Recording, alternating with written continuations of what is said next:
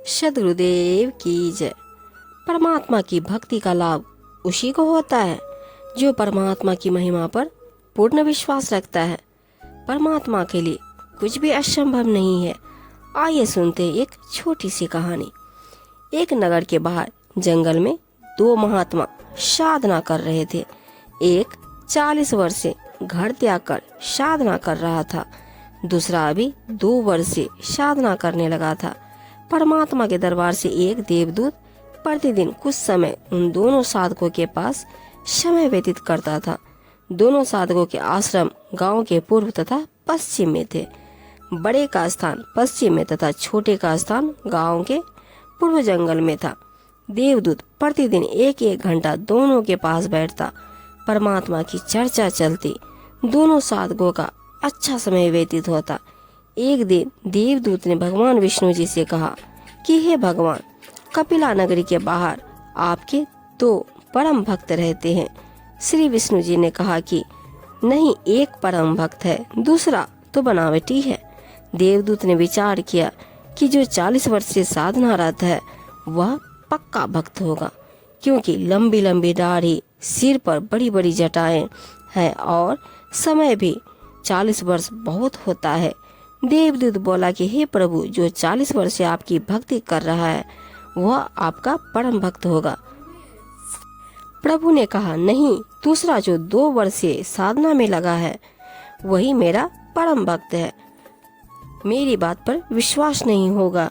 देवदूत बोला, प्रभु ऐसा नहीं है, परंतु मेरी तुच्छ बुद्धि यही मान रही है कि मैं बड़ी आयु वाला भी अच्छा भक्त होगा। श्री विष्णु जी ने कहा, कल आप देर से पृथ्वी पर जाना।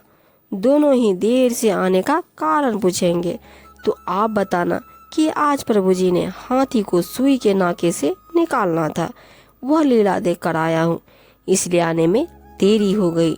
जो उत्तर मिले उससे आपको पता लग जाएगा कि परम भक्त कौन है। पहले प्रतिदिन देवदूत सुबह 8 बजे के आसपास बड़े के पास जाता था तथा 10 बजे के आसपास छोटी आयु वाले के पास जाता था। अगले दिन बड़ी आयु वाले के पास दिन के 12 बजे पहुँचे। देर से आने का कारण पूछा तो देवदूत ने बताया कि आज 11:30 बजे दिन में के परमात्मा ने लीला करनी थी, वह देख कर आए हूँ। 40 वर्ष वाले भक्त ने पूछा क्या लीला की प्रभु ने, बताइएगा। देवदूत ने कहा कि श्री विष्णु जी ने कमाल ही कर दिया, हाथी को सुई के नाके में से निकाल दिया। यह सुनकर भक्त बोला कि देवदूत ऐसी झूठ बोल जो सुने उसे विश्वास हो। यह कैसे हो सकता है कि हाथी सुई के नाके में से निकल जाए? मेरे सामने निकाल कर दिखाओ।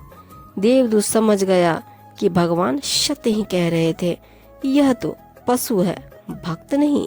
जिसे परमात्मा पर विश्वास नहीं है वह पशु है। जो कार्य मानव नहीं कर सकता परमात्मा कर सकता है, उसकी भक्ति व्यर्थ तथा बनावटी है।